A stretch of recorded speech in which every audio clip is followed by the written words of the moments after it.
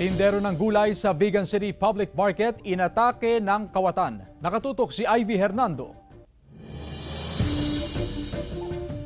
Takot at halos hindi pa rin makapaniwala ang 25 anyos na si Myla, di niya tunay na pangalan, kung paano siya nabiktima ng panggagancho habang nagbebenta ng gulay sa kanyang pwesto sa Vigan City Public Market. Isang lalaki umano ang nagalok kay Myla ng mga murang produkto. Nagsusulat-sulat po siya dun sa resibo niya, pero tinitignan ko yung resibo niya, ayaw niya ipakita. Gusto niya magbayad na po ko kagad. Sabi ko, pwedeng tignan po yung item.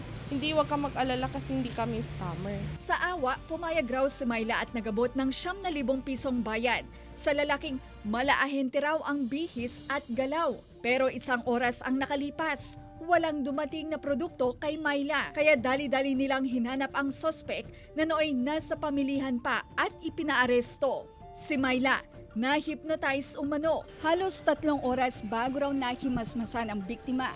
Hindi raw nito maalala ang kanyang pangalan at edad, maging ang pangalan ng kanyang magulang.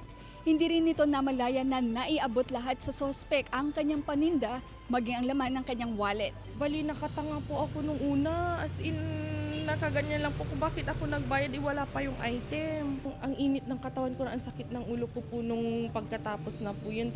Tumanggi na ang PNP na iharap ang 30 anyos na sospek na taga San Carlos City, Pangasinan. Inaalam pa kung mayroon siyang kasabwat, desidido ang biktima na magsampa ng kaso. According sa kanya, siyempre, yung denial, siyempre, di ba, wala namang mga nag-provide na sinasabi nila na yung ginawa nila inaamin. Patuloy ang investigasyon ng PNP sa mga insidente ng nakawan sa lungsod. Kasama si George Benson, Ivy Hernando, 1 North Central Luzon.